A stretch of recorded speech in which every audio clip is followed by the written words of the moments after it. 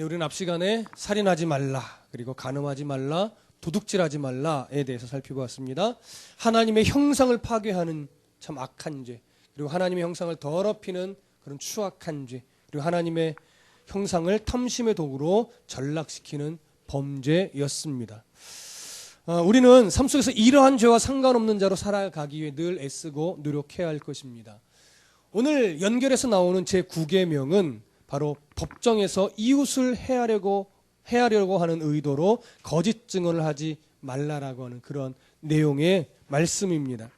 특별히 오늘 이 내 이웃에 대해 거짓 증거하지 말라라고 하는 이 말씀은요, 방금도 얘기했지만 사법적인 어떤 절차와 관계가 있습니다. 그래서 재판 과정에서 바른 증거를 해야 한다라고 하는 그런 뜻을 가지고 있는 내용인데, 잠언 14장 5절을 보면 신실한 증인은 거짓말을 아니하여도 거짓 증인은 거짓말을 뱉느니라 라고 하면서 거짓 증거에 대해서도 잠언에서도 나와 있습니다.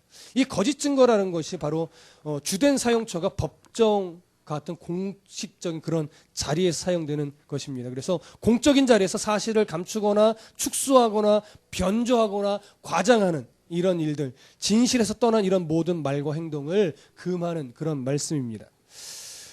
이렇게 거짓 증거는요, 하나님의 공의로운 속성을 거스르는 그러한 범죄와도 같습니다. 이 계명에서 우리가 주의해서 보셔야 될 것은 뭐냐면, 이 계명이 이웃에 관련된 계명이라는 거예요. 그냥 거짓 증거하지 말라 이렇게 해도 되는데, 오늘 16절은 내 이웃에 대하여 거짓 증거하지 말라 이렇게 얘기하고 있어요. 그럼 이웃이 아닌 사람한테는 거짓 증거해도 된다는 얘기냐? 그런 차원의 말은 아니에요. 당시에 이 이스라엘 구약시대 그 당시에는요, 특히 이웃이라 하면, 유대인 사회에서 이웃이라 하면 이방 지역을 뺀 이스라엘 공동체를 말해요. 혈통적인 이스라엘 공동체 안에서를 말하는 건데, 왜 이웃에 대해서 거짓 증거라는 이 표현을 하고 있느냐? 이스라엘은요, 특히 구약 시대에는요, 다른 나라도 비슷하긴 했지만 특히 이스라엘은 변호사라든가 어떤 검사라든가 변호인이라든가 이런 개념이 없었어요. 요즘에는 아무리 법정에서 증인이 나와서 거짓 증언을 한다 하더라도 증거가 있으면 거짓 증인의 말이 무효가 되죠. 그래서 그 사람은 오히려 거짓 증인으로서 거짓말했다는 또 처벌도 받게 되잖아요. 그래서 증거물이라는 것이 굉장히 중요했는데, 이 당시에는요, 어떤 변호사라든가 검사라든가 이런 개념이 없고, 그다음에 증거 이런 개념이 없고, 증인만 두 사람 이상 있으면 누구를 벌할 수가 있었어요. 그러니까 증인이 가장 중요하던 시대였어요. 증인이. 근데 그 증인이 최소 몇 사람 이상? 두 사람 이상. 한 사람은 성립이 안 돼요.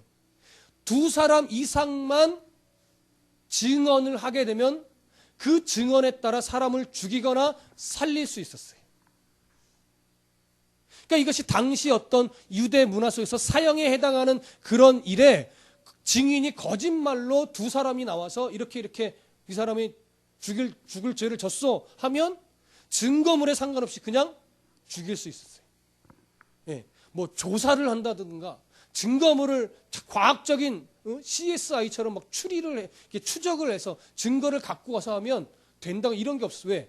그런 변호 자체가 없었기 때문에. 그래서 이 시대의 법정에서 가장 중요한 역할은 누가예요? 증인이에요. 두 사람 이상의 증인이. 그래서 오늘 19번째 계명이 내 이웃에 대해 거짓 증거하지 말라, 이런 계명이 나올 수밖에 없었던 거예요. 만약에 변호인이 필요하고 뭐 과학수사대가 있고 한다면 증인의 문제가 아니겠죠.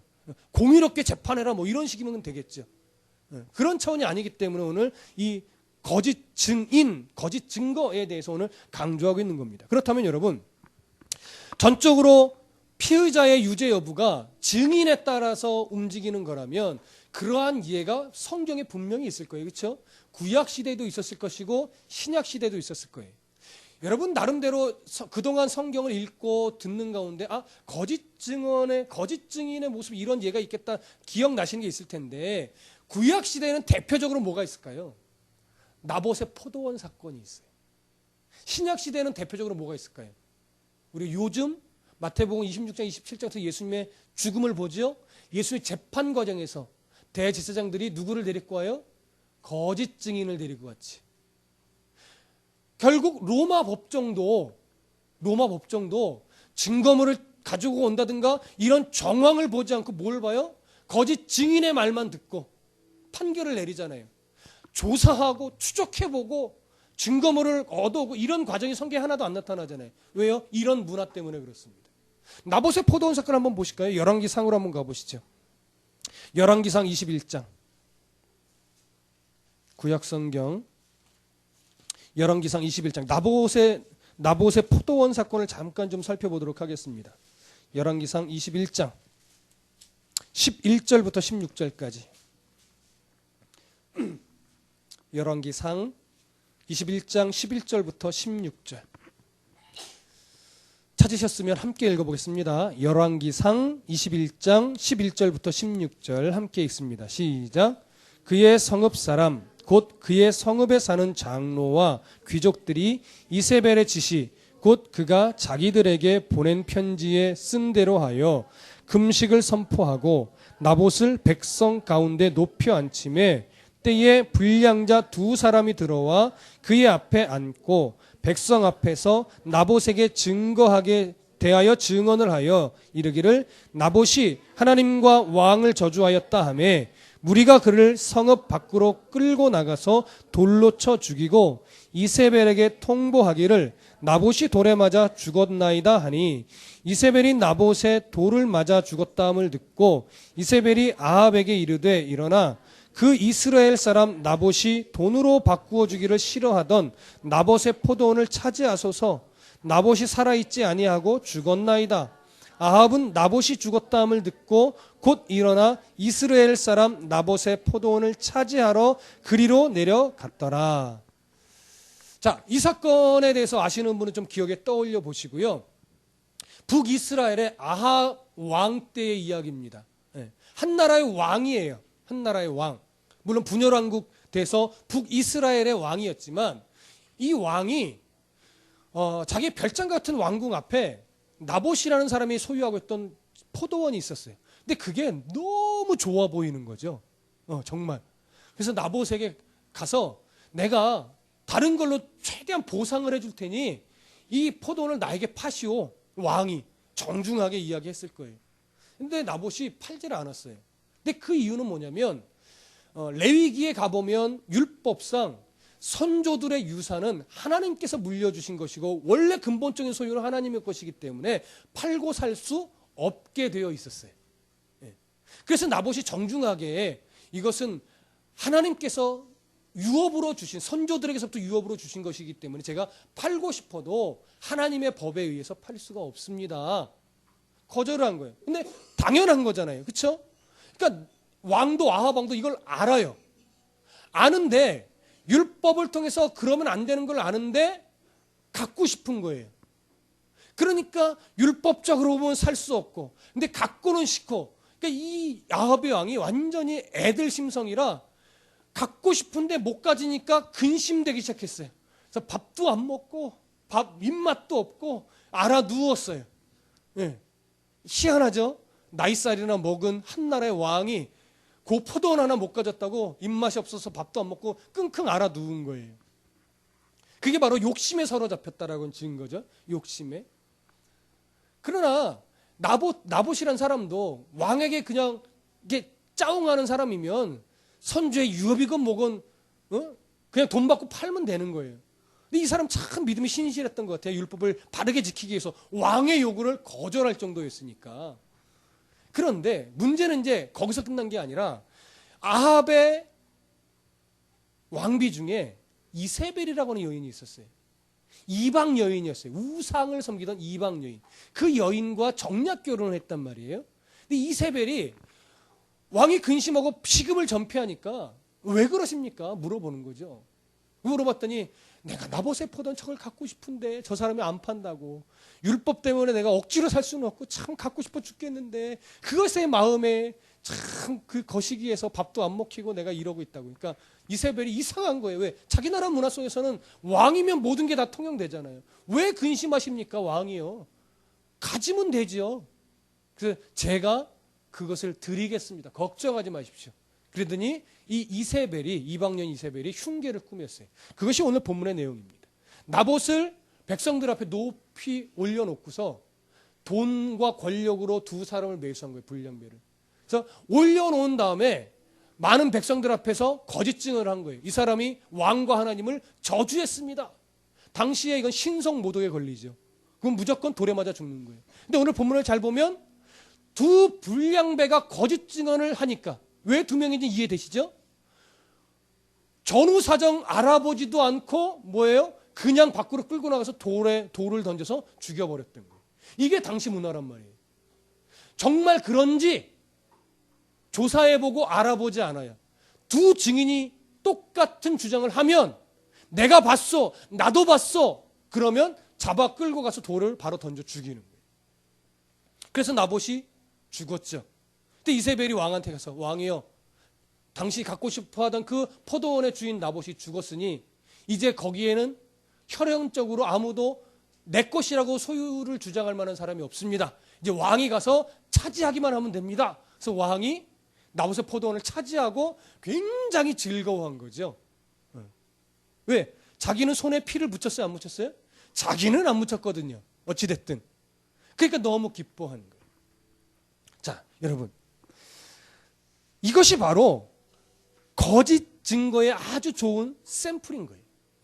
이런 일을 자행하지 말라라는 거예요. 욕심에 사로잡히고 탐심에 사로잡히고 또 돌에 매수되고 권력에 매수돼서 한 사람을 죽고 살 이런 거짓 증언을 하지 말라라고 하는 이야기인데, 이것이 단순하게 이렇게 끝나버리면 우리는 법정에 쓸 일이 별로 없잖아요, 여러분. 법정에서 쓸 일이 있나요? 인생을 살아가면서 평범하게 살아가는 사람은요, 웬만하면 법정에 증인으로 설 일이 거의 없습니다. 그런데 오늘 본문이요, 조금 더 넓은 시각을 가지고 보실 필요가 있어요. 어디를 보시냐면 17절부터 19절을 한 번 더 보십시오. 21장 17절부터 19절까지만. 자, 함께 읽어보겠습니다. 시작. 여호와의 말씀이 디셉 사람 엘리야에게 임하여 이르시되 너는 일어나 내려가서 사마리아에 있는 이스라엘의 아합 왕을 만나라. 그가 나봇의 포도원을 차지하러 그리로 내려갔나니 너는 그에게 말하여 이르기를 여호와의 말씀이 네가 죽이고 또 빼앗았느냐고 하셨다 하고, 또 그에게 이르기를 여호와의 말씀이 개들이 나봇의 피를 핥은 곳에서 개들이 내 피 곧 내 몸의 피도 핥으리라 하였다 하라. 후에 이 저주가 그대로 실현되는데, 자, 오늘 이 본문을 통해서 볼 때 실질적으로 손에 피를 묻힌 장본인은 누구예요? 이세벨이죠. 근데 하나님은 누구를 책망해요? 아합을 책망해요. 아합이 죽였다 이거예요. 하나님이 볼 때는 아합이. 자, 하나님이 왜 이세벨을 책망하지 않고 아합을 책망했을까요? 왜? 그게 중요합니다. 왜 하나님이 이세벨의 더 악한 죄를, 아합은 그냥 눈 감았을 뿐이라고 볼 수 있어요. 아합이 죄가 없다라는 말은 아니지만 실질적으로 주모자는 이세벨이에요. 그가 사주했고 그가 죽인 거예요. 근데 하나님은 이세벨을 책망하지 않아요. 이세벨이 죽였다고 말하지 않아요. 아합이 죽였대요. 그리고 아합을 저주했어요. 그래서 아합은 아주 비극적인 죽음을 맞게 됩니다. 후에. 왜 하나님이 이세벨을 저주하지 않았을까요? 왜 아합을 책망했을까요? 아합은 하나님의 백성이기 때문에 그렇습니다. 여기서 차이가 있는 거예요. 이세벨이 악하지 않다는 것이 아니에요. 이세벨은 하나님의 백성이 아니에요. 그 사람은 어떻게 살든지 그게 전부예요. 이 땅에서 배부르게 살든 부자로 살든 잔인하게 살든 그 사람은 이 땅의 삶이 다예요. 부함이 이 땅에 살아있는 동안만 그 부함이에요. 미모, 외적인 능력, 권세, 그 사람이 살아있는 동안만 그저 누릴 수 있는 아주 유한한 거예요. 그러나 하나님의 백성은 달라요. 이 땅에서 삶이 다가 아니에요. 그리고 하나님은 하나님의 백성이 그렇게 사는 것을 원치 않으세요. 그래서 내 이웃에 대하여 넓히 보면 하나님의 백성이 살아가는 그 삶의 자리에서 또 하나님과의 백성과의 관계 속에서 하나님의 백성은 거짓 증거하면서 살면 안 된다라고 하는 거예요. 그럼 보세요. 하나님의 백성은 하나님의 자녀이기 때문에 세상 사람들은 거짓 증거하며 자기만을 위해서 산다 할지라도 하나님의 백성만큼 그렇게 하면 안 된다라고 하는 거죠. 이게 뭐예요? 오전에도 말씀드렸지만 로마서 12장 2절에 있는 말씀처럼 이 세대를 본받지 않는 거예요. 왜요? 우리는 이 세상에서 증인으로 살아가는 자이기 때문에. 그럼 보십시오. 우리는 이 땅에서 누구의 증인이에요? 하나님의 증인이에요. 예수 그리스도의 죽음과 부활의 의미를 가르치고 보여주고 들려줘야 하는 증인이란 말이에요. 그리스도인은 이렇게 산다라고 하는 하나님의 가치관을 드러내야 하는 증인이에요. 그래서 그리스도인은 말과 행실이 굉장히 책임감 있게 해야 돼요. 책임감 있게. 함부로 너무 쉽게 농담도 해서는 안 되죠. 농담이 잘못된 것이 아니라 그리스도인답지 않은 농담도 그냥 막 내뱉는 사람이 많다라고 하는 것이죠. 조심해야 돼요. 네. 자, 그런데 보세요. 왜 이것을 여기까지 넓히느냐? 그리스도인이 삶의 내 자리에서 그리고 나의 성도와의 관계든 예수를 믿지 않는 이웃과의 관계든 직장 동료와의 관계든 거기서 내가 그리스도인답지 못한 행동을 할 때 내가 예수 믿는 사람인 걸 아는 누군가 그리고 나에 대해서 어떤 그리스도인이라면 이 정도는 돼야 되겠지라고 하는 어떤 기준을 갖고 있는 사람이라면 내가 그리스도인에서 그 정도의 수준에 미치지 못하는 말과 행실이 일어날 때 그 사람이 나를 보고 하나님에 대해서 뭐라고 생각할까요? 믿는 것들이 더해. 그런 류의 대사들이 많이 튀어난단 말이에요. 예수 믿는 것들이 더해. 목사들이 더 사기꾼이야. 예. 어젠가요? Y를 그 시간에 좀 보게 됐습니다. 한동안 못 봤는데 금요일 저녁에 Y인가요? 우리 금요일 저녁에 봤나요? 지방 어느 교회예요. 근데 어느 여교사를 학교에서 납치한 거죠. 서로의 주장은 다르지만 보신 분도 있을 것 같아요. 근데 알고 보니까 납치한 주범이 여목사예요. 한 교회를 담임하는 여목사인 것 같아요. 그러면서 그것이 결국은 돈 문제였어요. 성도가 뭐 주식을 교회에 바치면은 주식이 10배를 늘어날 것 같다는 둥? 뭐 그러면서 또 이 여목사가 또 예언의 은사와 뭐 신유의 은사가 있었대나. 그래서 눈을 좋게 하고서 눈을 막 짓누르더라고. 이렇게 저도 한번 해볼까 봐요. 쥐야 하면서 막 눈이 얼마나 아프고 표정만 봐도 알겠어요. 눈동자를요 얼마나 세게 누르는지. 그러고서 그만에 아주 특별한 안수기도를 하고 막 예언기도 받고. 그러니까 그거에 홀딱 반해가지고 막 돈을 바치고 이것이 주식이 10배가 되면 2억만 주십시오 뭐 이랬다는 둥. 서로 말이 다른 거예요. 뭐 채용 증서를 썼다느니 안 썼다는 둥. 내 정황을 보건대 뭐가 진실인지 모르겠지만 그런 류의 내용은요 80%는 다 이상한 목회자인 거예요. 80%는 20%는 아닐 수도 있으니까. 그렇죠? 근데 대부분 80%는 이상한 목사이기 때문에 성도들이 홀랑 넘어갔다가 진실을 알고 나서 거기서부터 뭔가 분열과 다툼과 이상한 일들이 벌어지는 거예요. 그래서 여러분 신앙을 자꾸 신비, 뭐 예언, 은사 이런 거에 빠지지 말라고 그러는 거예요. 거기에 빠지면 눈이 가려지고 진실을 못 봐요. 성경의 진실을 못 본다는 거예요. 그러니까 그런 목회자 안에서 무슨 정직함이 일어나고 그걸 세상 사람들이 그 TV를 통해서 볼 때 뭐라고 얘기하겠습니까? 아유 역시 교회 다니는 것들은 목사나 성도나 다 똑같아. 미친 목사고 정신 나간 성도야. 그거 아니에요? 나쁜 목사 어리석은 성도예요. 딱 그게. 나쁜 목사도 나쁘고 어리석은 성도도 되면 안 돼요. 자, 그런 사람들의 그 삶 속에서 무슨 하나님의 거룩하심이 드러나겠냐고요. 안 드러나죠. 그러면 이미 우리는 말과 행실에서 누구를 드러내야 하는 사람이에요? 하나님을 드러내야 하는 사람이에요. 근데 그들의 그런 목회자든 성도든 왜곡되고 잘못된 행실로 인해서 하나님의 거룩하심이 이미 잘못 증거되죠. 이미 하나님의 거룩하심이 손상을 입고 하나님의 거룩하심에 더럽힘을 입는단 말이에요. 그러면 우리는 이미 어떤 증인이 된 거예요? 거짓 증인이 된 거예요.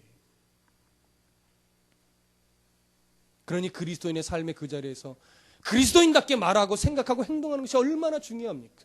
단순하게 법정에 서서 정직하게 증언하는 것 외에도 우리의 삶에서 그리스도인답지 못한 말과 행실로 인해서 나도 모르는 사이에 내가 거짓 증인의 위치에 서게 될 때가 있다라고 하는 것이죠. 어른 아이 상관없이.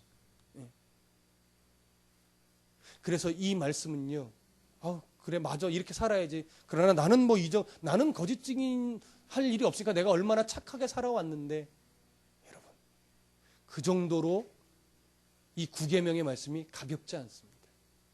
생각해 보시고 돌아보십시오.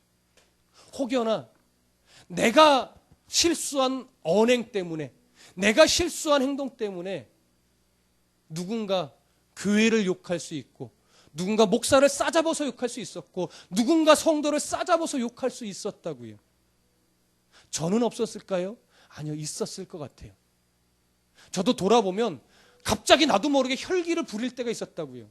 누군가 주먹질하고 싸운 적은 없다 하지만 내가 누군지 모르는 누군가에게 나도 그런 일을 벌인 적이 있었어요. 여러분들은요? 과연 없었을까요? 그러면 이미 우리는 거짓 증거를 한 사람과 똑같습니다. 그럼 우리는 이미 구약시대에 따지면 돌에 맞아 죽어야 되는 존재였지. 그러나 하나님은 우리를 사랑하셔서 그렇게 내버려 두시지 않은 거예요. 그러니 오늘날 우리 살아가는 우리들, 그리스도인으로서 말과 행실에 있어서 얼마나 힘겨운 싸움을 해야 되는지. 혈기 날 때 많지요. 속상할 때 많죠. 정말로 누군가 막 잡아서 내가 언제 그랬어? 라고 하고 싶을 때도 얼마나 많이 있습니까? 그러나 그 싸움을 싸우면 안 된다라고 하는 것이 아니라, 여기서 내가 어떻게 말을 하고 이 분을 어떻게 표현해야 하나님을 가리우지 않을 수 있을까? 이런 고민을 하는 성도냐라고 하는 거예요. 그 싸움을 싸울 줄 아는 성도여야 한다는 거예요. 그러면 우리는 오늘 9계명을 정말 열심히 바르게 지키려고 애쓰는 성도가 되는 것입니다. 보십시오. 신약 시대로 넘어오면 이 나봇의 포도원과 같이 거짓 증인으로 인해서 예수님이 뭐예요? 십자가에 못 박혀 죽어요. 거짓 증인은요, 대제사장들에게 매수된 사람이에요. 권력에 매수된 사람이에요. 근데 권력에 매수돼서 진리를 가리고 예수님을 십자가에 못 박는 도구가 되는 거예요. 오늘날 교회가 그 역할을 할 때가 참 많이 있어요. 조심하셔야 됩니다. 성도와 성도가 패가 갈리고, 나는 이 목사 편, 나는 저 목사 편 그래가지고 교회가 갈라지고 분열되는 교회도 너무나 많이 있습니다. 여러분, 뭐가 진실이냐를 떠나서 이미 그 교회는 지금 교회로서의 모습을 잃어가는 것이고, 세상이 그런 교회를 바라보면서 이미 하나님을 욕먹게 되는 거예요. 그러면 이미 그 교회는 하나님의 증인으로서의 역할을 상실한 겁니다. 싸울 줄 몰라서 안 싸우는 것이 아니에요.